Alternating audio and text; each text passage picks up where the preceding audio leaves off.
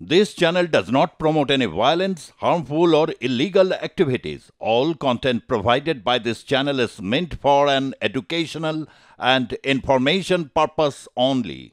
সকলের জন্য স্বস্তি কিনা জানি না, তবে মইপেটবাসীর জন্য তো অবশ্যই স্বস্তির খবর, কারণ যে আতঙ্ক তারা করেছিল গত রবিবার থেকে, সেই আতঙ্ক থেকে আপাতত রেহাই। হ্যাঁ, অবশেষে খাঁচাবন্দি মইপেটের সেই বাঘ।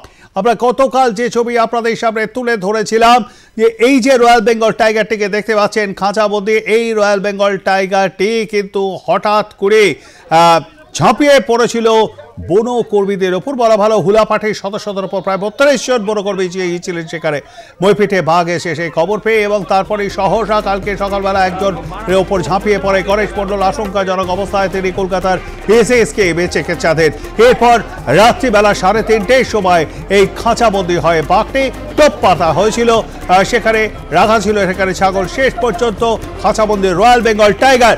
চলে যাব, সেখানে রয়েছেন আমাদের প্রতিনিধি বিশ্বজিৎ নস্কর। বিশ্বজিৎ, আমি তোমার থেকে যেটা জানবার চেষ্টা করব, গতকাল যেরকম পুঙ্খানুপুঙ্খভাবে গণেশ মণ্ডলের ওপর এই রয়্যাল বেঙ্গল টাইগারের আক্রমণের যে ছবি তুমি বর্ণনা করেছিলে, ঠিক সেভাবেই তোমার কাছ থেকে জানতে চাইব কিভাবে খাঁচাবন্দি হলো সেই রয়্যাল বেঙ্গল টাইগার। বিশ্বজিৎ। দেখো পবিতা, একেবারেই কিন্তু গতকাল বেলার দিকে যেভাবে কিন্তু এক বনকর্মীকে আহত করলো, গুরুতর আহত, তারপরেই কিন্তু বন দপ্তরের আধিকারিকরা তারা কিন্তু সেখানে ঘটনাস্থলে যায় এই ঘটনা ঘটার পরেই, এবং তারা ঠিক করে যে বাঘটাকে কোনোভাবে তাদেরকে কিন্তু ধরতে হবে। সেই মতো তারা জাল ছোট করে নদীর ধার দিয়ে একদম প্রায় 6 কিলোমিটার এলাকা তারা জাল দিয়ে ঘিরে রাখে। এবং তারপরে কিন্তু দেখো যে কুলতলির যে নগানাবাদ এলাকার সেই যে আর কি সবজি ক্ষেত, সেই সবজি ক্ষেতটা পুরোটা ঘিরে দেওয়া এই 6 কিলোমিটার এলাকা। সেখানে কিন্তু একেবারে দুটো যে খাঁচা রাখা হয়, সেই দুটো খাঁচায় কিন্তু ছাগলের টোপ দেওয়া হয়। দেওয়ার পরেই কিন্তু আজ ভোর রাতে কিন্তু 3:32 নাগাদ সেই খাঁচায় কিন্তু সেই ছাগলের টোপে সেখানে কিন্তু বাঘ ঢোকে এবং সে খাঁচাবন্দি হয়। যার ফলে দেখো অবশেষে স্বস্তির নিঃশ্বাস ফেললো এই কুলতলির নগানাবাদ এলাকার বাসিন্দারা, বা একেবারেই বলা যায় যে কুলতলির যে মইপিট এলাকা, সেই মইপিট থানা এলাকার সমস্ত মানুষ যারা ওই এলাকা, যেটা বাঘের সবসময় আনাগোনা ছিল, সেই বাঘের আনাগোনা কিন্তু একেবারে অনেকটা স্বস্তি পেল। তবে তারা এটাও ভাবছে যে আবার হয়তো কাল পরশু বা 1 সপ্তাহ পরে 2 সপ্তাহ পরে আবার হয়তো একটি বাঘ হানা দিতে পারে। সেই কারণে তারাও কিন্তু অবশ্যই স্বস্তি পেলেও তাও তাদের মনে কিন্তু একটা আশঙ্কা থেকে যাচ্ছে। তবে দেখো বন দপ্তরের আধিকারিকরা যারা ছিল তারা কিন্তু জানিয়েছেন, তারা সারা রাত জেগে কিন্তু গতকাল তারা বাঘটিকে ধরার জন্য, তারা আপ্রাণ চেষ্টা করার জন্য অনেক রকম তারা ফাঁদ পেতেছিল। সেই মতো দুটো খাঁচা পাতা হয়েছিল।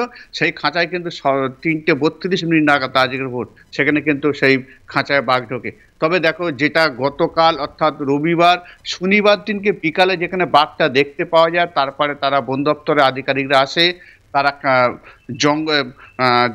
তারা গ্রামের দিক থেকে কিন্তু জাল দিয়ে ঘিরে ফেলা হয়। এবং রবিবার সকাল থেকেই যখন বাঘের সাথে বনকর্মীদের লড়াই, ঠিক সেই সময় এক বনকর্মী গণেশ শ্যামল তিনি কিন্তু গুরুতর আহত হয়, তাকে কিন্তু মাথা কামড়ে ধরে।